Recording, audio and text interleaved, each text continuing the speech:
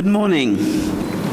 Your Excellency, President Ali Bongo Ondimba, the UNFCCC Deputy Secretary Samand, COP27 President-designate Sukri, and other distinguished panelists, ministers, high commissioners, special representatives, and special guests, friends, colleagues from the Commonwealth and beyond. It is a real pleasure for me to be here in Gabon for Africa Climate Week. Along with Togo, Gabon is the newest member of the Commonwealth family. I will always treasure the precious time I have spent here and the warm welcome I have received from His Excellency the President, his government, and the Gabonese people. Africa Week is an important opportunity for us to come together, to work together, and to share with, listen to, and learn from one another. As Commonwealth Secretary General, I am here as your friend, your partner, and champion.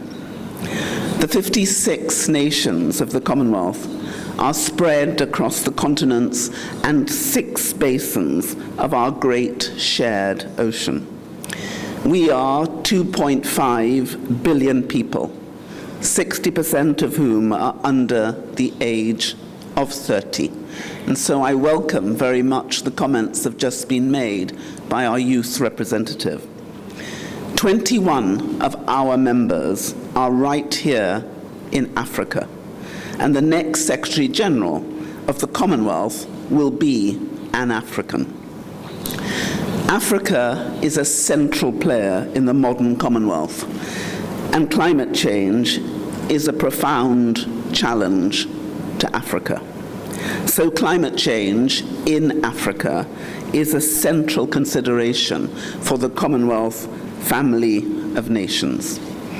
As I've said many times in many places, climate change is the great challenge of our time. Perhaps it is the great challenge of all time. It is a challenge for the Commonwealth and the wider world, and an existential threat to our small states. And it is a threat multiplier, amplifying existing social, political, and economic inequalities and bringing forward the tipping point for conflict. We are indeed, as has already been said, at code red for humanity. And the window for action is rapidly closing. As we move from COP26 to COP27, the focus is firmly on elevating existing commitments and ensuring their implementation. Everything now is about implementation, no longer about talking about it.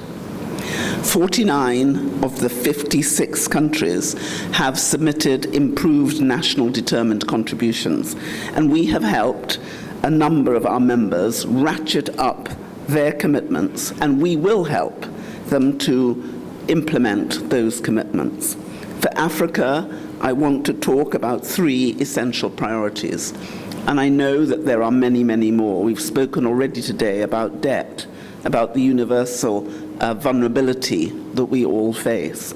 We've spoken so much about other things, but it's right that the first is finance. It is essential that global climate finance promises are delivered, and we need trillions, not billions. To date, the Commonwealth Hub for Climate Finance, with a tiny amount of money of 1.5 million, has unlocked 50 million for climate vulnerable countries, with another 900 million in the pipeline. And we provide a climate finance advisor for Africa, working in partnership with all of our partners here in this region. Second is agriculture. Agriculture, as we all know, accounts for 20% of Africa's total GDP, and much of this continent's population is employed in the sector. Africa holds 60% of the world's uncultivated arable land and over 1/3 of the world's degraded land with potential for restoration. But the food system is under strain from climate change and trade disruption. And we're seeing the impact everywhere. Our new Living Lands Charter, ratified at CHOGM in June 2022, propels sustainable land management by uniting Commonwealth countries to prevent biodiversity loss and desertification, while reducing emissions and promoting sustainable development. And we are doing that with all the 3 Rio Convention agencies.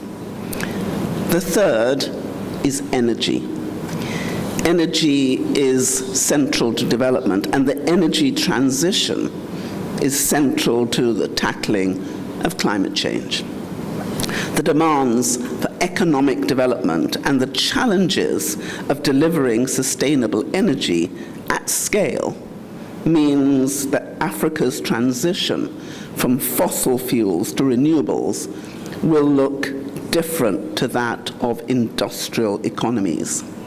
And the Commonwealth Sustainable Energy Transitions Agenda offers a helping hand, enabling member countries to work together to fast-track an inclusive, just, and equitable transition to low-carbon energy systems across the Commonwealth.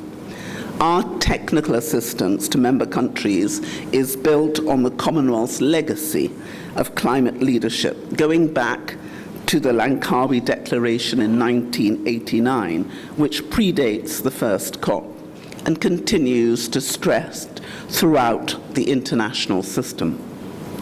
Together, with our blend of leadership and technical assistance, we can forge a new path and to set the Commonwealth greener, more equitable, and more sustainable course. But we, 56, are but a petri dish of the world. But we all know that even with our good work, we will need more. Tackling climate change will require the most significant political, social, and economic effort that the world has ever seen. It is up to each of us to set the tone and shape the quality of that effort. Africa Climate Week is a fantastic opportunity for us to set that tone and divide that effort. It is a real pleasure to be part of this gathering. As with any major diplomatic effort, what we bring and what we take away will be of value and importance. But we need to be clear. If we choose, we can be the solution we need. Africa can be the answer. And this is our time. We are the first generation to suffer the aberrant consequences of climate change. But we are the last generation to be able to do anything about it. So, whether we like it or not, it is down to us.